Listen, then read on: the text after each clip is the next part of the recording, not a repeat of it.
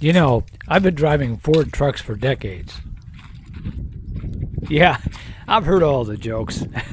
Hell, I've lived many of them firsthand.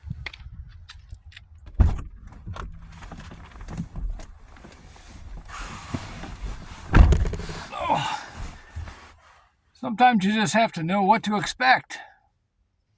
It's a bit of a funny story. Many years back, I got a share of Ford stock for my nephew.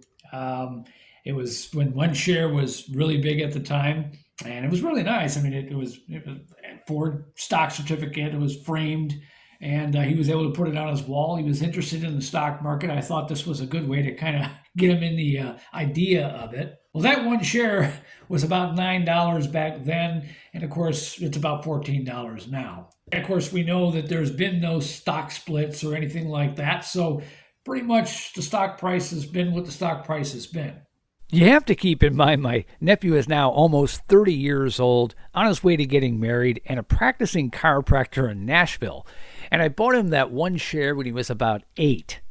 It actually came up when the family got together for Thanksgiving. He still has the share, and Ford sends him a check for 15 cents every quarter. When it comes to investing, I'm not always conventional. Like most people, I'm just a regular guy that's, trying to make sense of the market and, make a little bit of money. Ford Motor Company is one of those companies that over the years I've owned it off and on. I own it now. And it's been no humdinger, let me tell you. But I still find a lot of value in owning Ford stock. It's an iconic company. It's a solid company. It's been around for hundreds of years. Over the course of all this time, there's never been anything in their balance sheets that have suggested that there's financial problems that they're having or that the company is about to go under. Even back when the bailouts were happening, Ford didn't take any of them. And out of the big three, at least, Ford is probably the most streamlined of all of them.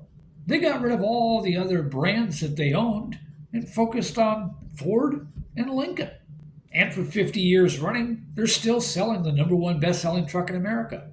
Leadership of the company has always been focused. I said earlier, sometimes you just have to know what to expect. And when it comes to Ford stock, you just have to know what to expect. It's a good company, but the stock has never really performed.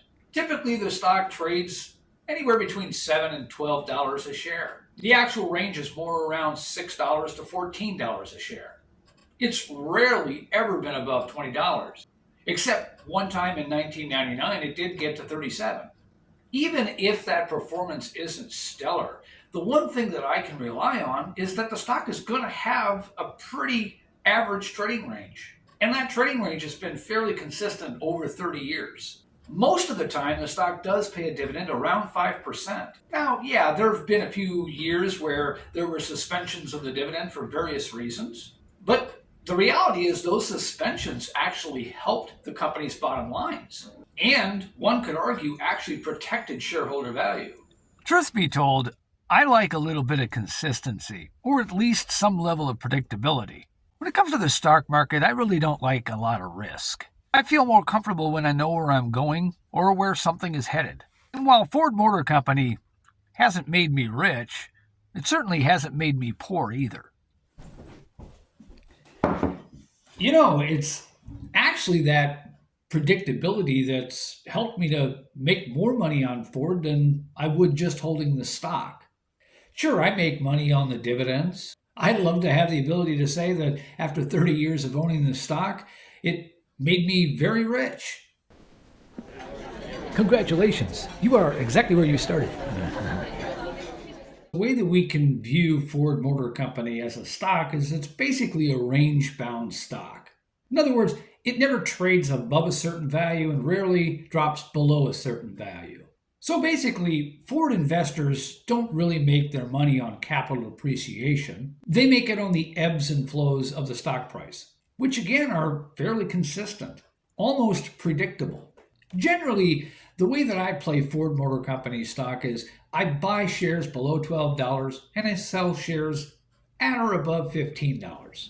Generally speaking, that puts my average annual returns at about 9 or 10%, including dividends. By the way, disclosure time, I'm not a financial advisor, and in no way is this intended to be financial advice. When it comes to any decision that you want to make, whether it be investment strategy or what stocks to buy, that's a conversation to have with your financial advisor. I'm just a guy on the internet sharing my thoughts and opinions. And, truth be told, if I really knew what I was talking about, I'd probably be doing this video from inside a Rolls-Royce, not a Ford F-150. Hey, Ford is one of those things where, you step into the vehicle, you turn the key, and you hope the jokes don't kick in.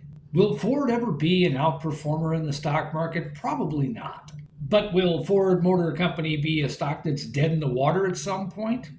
Also, I say probably not. Granted, nothing is guaranteed, and anything can happen. And even though past history is no indicator of future results, I think that Ford has had a fairly decent track history over the years. Back in its heyday, Ford Motor Company was like the Amazons of the world or the Microsofts of the world. Now it's just a company that's doing its own thing. And I think despite the gains, it's doing very well for its investors. I never like to use the term safety when it comes to stocks or the stock market, but Ford generally offers a layer of safety. And if I can play off the trading range, well, that's not so bad, is it? All that's to say, Ford stock may not be the darling of the stock market, but it's still a good company. It's still a strong company. And for me, it has its place in my portfolio. It has a place in my overall investment strategy.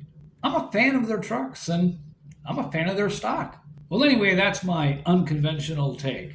I appreciate you sticking around, and if you stuck around this long, hey, give me a like, maybe share the video, and even consider subscribing. Most of all, thanks for watching it all. Thanks again, and I'll catch you on the next one. All right, let's hope this damn thing starts.